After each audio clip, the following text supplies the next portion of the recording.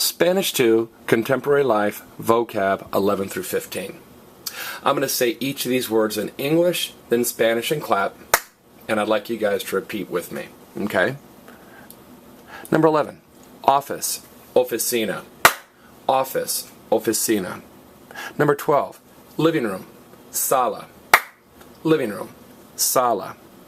13, basement, sótano. Basement, sótano. 14, floor, suelo. Floor, suelo. Or floor, piso. Floor, piso. And finally 15, hallway, pasillo.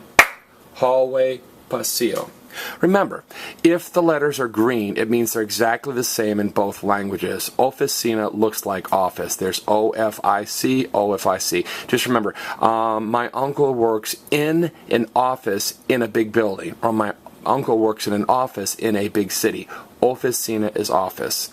Now, living room is sala. Okay, when I was growing up, my friends, my best friends in my neighborhood had this room that their parents had made really nice, and the kids weren't allowed in it, the cat and the dog weren't allowed in it. I mean, nobody was allowed to go in there, and it seemed odd to me to have a nice room that nobody's allowed to use, but whatever.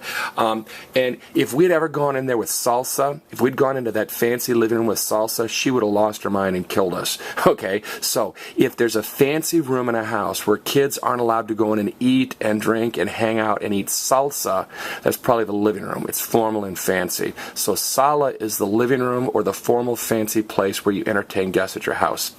Now, basement is sótano.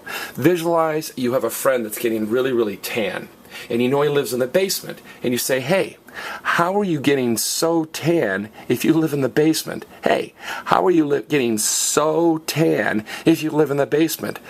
Or if you do live in the basement, you're not going to get so tan. Sótano's basement. Now remember, in Spanish, we normally stress the next to last vowel. So if there were no, well, example, oficina, sala, suelo, piso. But so if there were no accent mark here, this word would be pronounced sótano. But that accent mark says, hey, don't stress the next to last vowel, stress me. An accent mark is a big arrow saying, don't stress the next to last vowel, stress me. Now, floor is suelo. Sue is feeling so low, she just laid down on the floor and started to weep. Sue is feeling so low, she just laid down on the floor and started to weep. Suelo's floor. Probably, at least in Mexico, a more common word for floor is piso. Say, I dropped a piece of puzzle on the floor. Everybody, I dropped a piece of puzzle on the floor. Or, I dropped a piece of pizza on the floor. Okay, now if you're talking about, it can also mean piso, just piso, can mean a floor or story in a building. Like, un edificio de tres pisos is a building that's 3 stories. Or un edificio de ocho pisos, a building with 8 stories. So suelo means floor, and piso means floor or story of a building. Now hallway is pasillo. Hold it, Mr. Holt. Didn't you say like two slides ago that corredor is hallway, it's like quarter? Yeah. In English, we can talk about he was out in the corridor, he was out in the hall, he was out in the hallway. In Spanish, you can say he was out in the corredor or pasillo. Pasillo also means hallway or corridor. Now, notice, visualize, it's kind of gross, but you're passing a kid in the hallway and he got ill. You're like, oh man, you're late to class, and you look all flustered, and the teacher says, why are you late? You said, well, in the hallway I was passing a kid and he got ill, and it was awful. Sorry, that's kind of a nasty one.